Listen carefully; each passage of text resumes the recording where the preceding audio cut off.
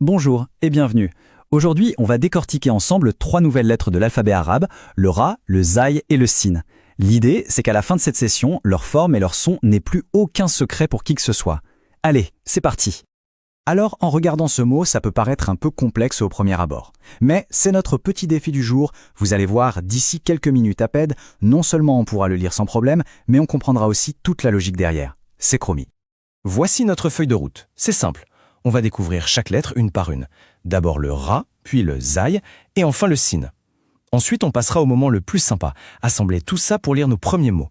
Et on terminera par une petite révision rapide. Un plan clair et efficace. Ok, première étape de notre voyage, la lettre ra. Observez bien sa forme. C'est juste une petite courbe, toute simple, qui descend un peu sous la ligne d'écriture. C'est notre point de départ. Et pour le son, eh bien, c'est un R roulé. Si on a déjà entendu parler espagnol ou italien, c'est exactement ce son-là. La langue vient vibrer juste derrière les dents. Allez, on essaye ? Rrrr, c'est ça. C'est un son assez marrant à produire en fait. Bon, voyons voir comment ce ra se comporte dans un mot. Et ça, c'est un point super important. Sa forme de base, elle, ne bouge presque pas, peu importe sa place. Mais surtout, et il faut bien retenir ça, le ra ne s'attache jamais à la lettre qui vient après lui. C'est un peu un indépendant qui n'aime pas donner la main droite. Prenons un exemple concret. Le mot « rab » qui signifie « seigneur ». Le ra est tout au début et on voit très bien cette fameuse règle en action. Il y a comme un petit espace entre lui et la lettre suivante. C'est la preuve parfaite de son caractère indépendant. Allez, petit exercice de prononciation pour mettre ça en pratique. On va l'essayer avec les 3 voyelles courtes. D'abord, ra. Ensuite, rou. Et pour finir, ri. Parfait, le son du ra est maîtrisé. On passe à notre deuxième lettre, le zayn. Regardez-la bien, elle a un petit air de famille, non ? En fait, c'est quasiment le sosie du ra. La seule chose qui change, c'est un tout petit détail. Pour le son, là, c'est encore plus facile. C'est le Z de zèbre, un son qu'on connaît déjà par cœur, aucun souci là-dessus. Et pour ces différentes formes, eh bien, pas de surprise. Le zaï se comporte exactement comme son jumeau le ra.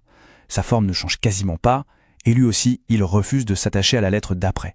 C'est le deuxième membre de notre club des indépendants. Dans le mot zayt, qui veut dire huile, on observe exactement le même phénomène. Le zaï est au début et il garde bien cette distance avec la lettre qui suit. La règle se confirme. C'est reparti pour notre petit entraînement. Avec le son A, za. Avec le son OU, zou. Et avec le son I, zi. Excellent. Le zaï est dans la poche. Et voici le fameux détail qui change absolument tout. C'est d'une simplicité incroyable. Le ra n'a pas de point. Le zaï, lui, a un point juste au-dessus. C'est la seule et unique différence. Un point, c'est tout. Avec ça en tête, impossible de les confondre. On attaque notre 3e et dernière lettre du jour, le sin. Et là, attention, on change complètement de style. On oublie les petites courbes simples et on accueille cette forme bien particulière avec ses 3 dents. C'est sa signature. Heureusement, pour le son, c'est très facile. C'est le S de soleil, un son sifflant qu'on connaît parfaitement bien.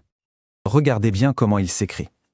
Contrairement à nos 2 lettres indépendantes de tout à l'heure, le sin, lui, est très sociable. Il adore se connecter aux autres.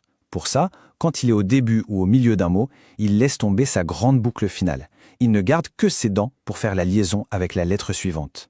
Prenons le mot sama, qui veut dire ciel. On voit parfaitement le sin au début, avec ses 3 petites dents, qui s'accrochent sans aucun problème à la lettre d'après. C'est l'exemple parfait de sa nature connectrice.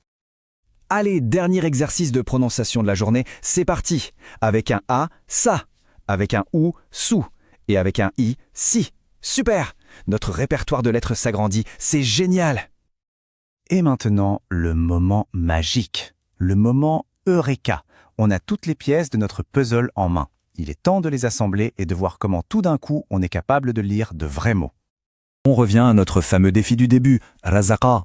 Maintenant, le décoder devient un jeu d'enfant. Première lettre, Ra avec un A, ça donne Ra. Deuxième, Zaï avec un A, ça donne Za. Et la dernière, le Qaf, fait le son Qa. On met tout ensemble, Ra, Za, Qa. Et voilà, le mystère est résolu. Un deuxième exemple pour bien s'entraîner. On commence avec un sin et un A, ça fait Sa. On enchaîne avec un Ra et un A, ça fait Ra. Le mot est donc Sarah, qui signifie « il a réjoui ». La mécanique est là, ça fonctionne. Allez, un dernier pour la route. Zaï plus A, ça fait Za. Ra plus A, ça fait Ra. Et on finit avec la lettre Aïn qui fait le son A. Le mot est donc Zara'a. Il a planté. Félicitations. Ce sont de vrais mots arabes qui sont devenus complètement lisibles. Alors, en résumé, si on doit retenir l'essentiel, c'est quoi? Ra, la petite courbe, c'est le son roulé. Zai, la même courbe avec un point, c'est le son z. Et sin, la lettre avec ses 3 dents, c'est le son s. Finalement, c'est aussi simple que ça. Excellent travail. Apprendre l'arabe, c'est un peu comme un jeu de construction. Et voilà 3 nouvelles briques fondamentales qu'on vient d'ajouter à notre édifice.